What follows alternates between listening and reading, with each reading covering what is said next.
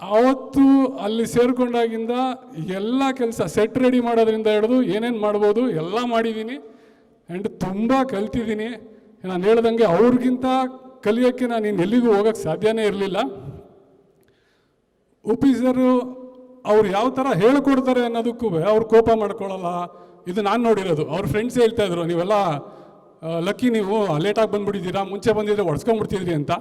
But ನಾನು ನೋಡಿದ್ದು ಉಪ್ಪಿ ಸರು maximum ಬೈದಿರೋದು ಅಂದರೆ ಡಬ್ಬ ನನ್ನ ಮಕ್ಕಳ ಅಂತ ಅಷ್ಟೇ ಬೈತಾ ಇದ್ದಿದ್ದವರು.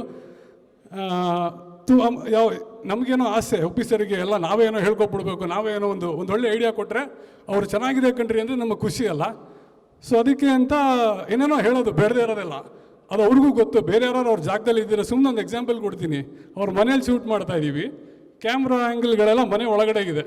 ನಾನು ಹೋಗ್ಬಿಟ್ಟು ಏನೆಲ್ಲ ಒಳಗಡೆನೇ ಇಡ್ತೀರಲ್ಲ, ಸಿನಿಮಾನೇ ಗೊತ್ತಿಲ್ಲದೆ ಇರೋನು ಉಪ್ಪಿ ಸರ್ಗೆ ಹೋಗ್ಬಿಟ್ಟು ಶಾರ್ಟ್ ಹೇಳ್ಕೊಟ್ಬಿಟ್ಟಿದ್ದೀನಿ. ಸರ್ ಎಲ್ಲ ಒಳಗಡೆನೇ ಬರ್ತಾ ಇದೆ, ಸ್ವಲ್ಪ ಆಚೆಗೂ ಇಡೋಣ ಸರ್ ಚೆನ್ನಾಗಿದೆ ಅಂತ. ಬೇರೆ ಯಾರು ಆಗಿದ್ರೆ ಮುಚ್ಕೊಂಡಾಗ ನನಗೆ ಗೊತ್ತು ಕೆಲಸ ಅಂದಿರೋರು. ಅಷ್ಟು ಬ್ಯುಸಿ ಇದ್ರೂ ಎಲ್ಲ ನೋಡ್ತಿದ್ರು. ಬನ್ರಿ ಇಲ್ಲಿ ಅದು ಹಂಗಲ್ಲ, ಹೊರಗಡೆ ಲೈಟಿಂಗು ಮತ್ತು ಒಳಗಡೆ ಲೈಟಿಂಗ್ ಮ್ಯಾಚ್ ಆಗಲ್ಲ, ಅದಕ್ಕೋಸ್ಕರ ನಾನು ಆ ಕಡೆ ಇಡ್ತಾ ಇಲ್ಲ ಅಂತ ಎಕ್ಸ್ಪ್ಲೇನ್ ಮಾಡಿ ಹೇಳಿ